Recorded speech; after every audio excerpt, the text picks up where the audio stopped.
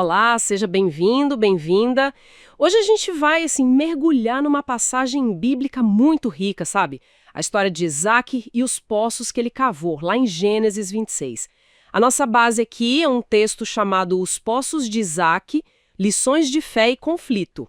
E a ideia é ir um pouco além da história em si. Quer dizer, o que esses nomes estranhos, Ezeque, Sitna, Rehobote, o que eles realmente significam para nós? Qual a relevância dessa jornada toda? Olha, para a gente pegar a dimensão disso, é bom lembrar duas coisas. Primeiro, o básico. Poço era vida, né? No Oriente Antigo era água, era posse da terra, prosperidade. Era fundamental. Mas, na Bíblia, água e poço quase sempre apontam para algo mais fundo. Tipo, revelação, vida espiritual. A palavra de Deus, o Espírito Santo, talvez. Exatamente.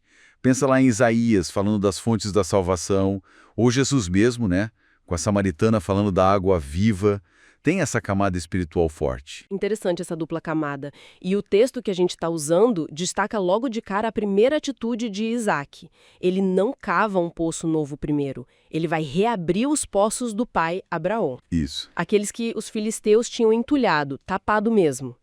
Isso tem um peso simbólico grande, né? Enorme. É mais que só água. É um resgate. Um resgate da herança espiritual do pai. O texto até sugere que os filisteus ali podem representar, tipo, o mundo, ou as coisas que tentam abafar a nossa fé, sabe? Entulhar a fonte. Exato. A lição que fica é essa necessidade de tirar o entulho. Pode ser, sei lá, religiosidade vazia, pecado, distração, para poder acessar aquela fonte original de novo. Faz sentido. Restaurar o que foi perdido antes de avançar. Mas aí, quando ele começa a cavar poços novos, a coisa muda. Aí vem o conflito. Direto. O primeiro poço novo ele chama de Ezeque, e o significado é contenda. O que isso diz pra gente? Bom, Ezeque, segundo a análise do texto, simboliza justamente essa briga inicial. Sabe? Aquela resistência que quase sempre aparece quando a gente busca algo mais profundo espiritualmente ou tenta firmar um território novo na fé.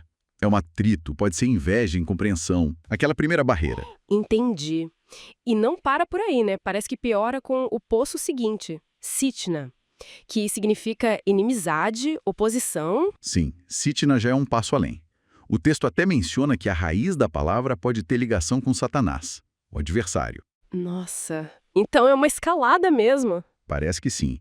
Sitna representa uma hostilidade mais Mais direta. Se Ezeque é a discussão, a briga, Sitna é a oposição declarada, sabe?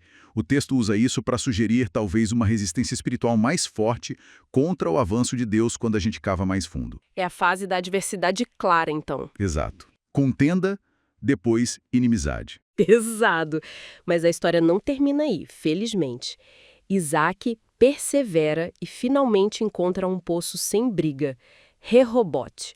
Lugar espaçoso. Ah, Rehobote.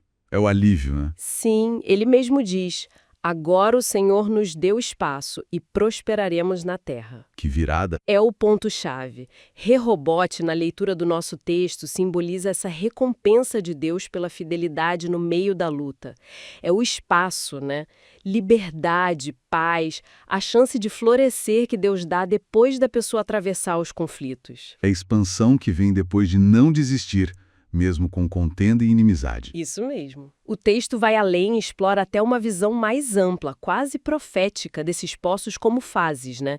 Ezeque como conflito inicial, Sitna como oposição forte e Rehobote como expansão. Sim, é uma leitura que a gente chama de tipológica, os eventos apontando para padrões maiores.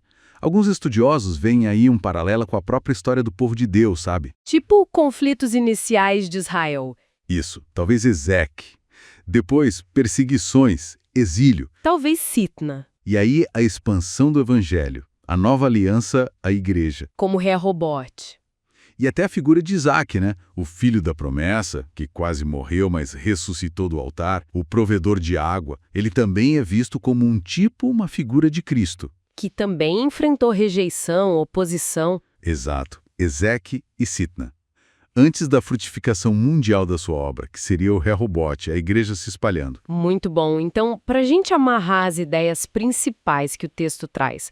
Primeiro, a importância de resgatar a herança espiritual, desentulhar os poços antigos. Fundamental. Segundo, a realidade de que buscar mais de Deus, cavar mais fundo, muitas vezes atrai conflito, Ezeque, e até oposição direta, Sitna. É quase inevitável, né? E terceiro, a promessa de que a perseverança, a fidelidade nessa busca leva ao lugar espaçoso de Deus, ao Rehobote. Perfeito. A mensagem forte que o texto deixa é essa: buscar a água viva com determinação, mesmo com resistência, não é em vão. Deus eventualmente traz a provisão, a liberdade, o espaço para crescer. Perseverar é a chave. E isso deixa a gente pensando, né, inspirado por essa dinâmica toda, que outras fontes importantes, talvez legados espirituais, intelectuais, até familiares, podem estar hoje meio entulhadas. Boa pergunta. Seja pela correria, pela oposição, ou só pelo tempo mesmo. Fontes que estão lá esperando quem esteja disposto a cavar com persistência para restaurar. Bom, com essa reflexão, a gente encerra essa nossa conversa de hoje. Muito obrigada pelo seu tempo e por explorar com a gente essas camadas de significado nos poços de Isaac. Eu que agradeço. E que essa busca por sentido nas histórias antigas continue iluminando nossos caminhos hoje. Até a próxima!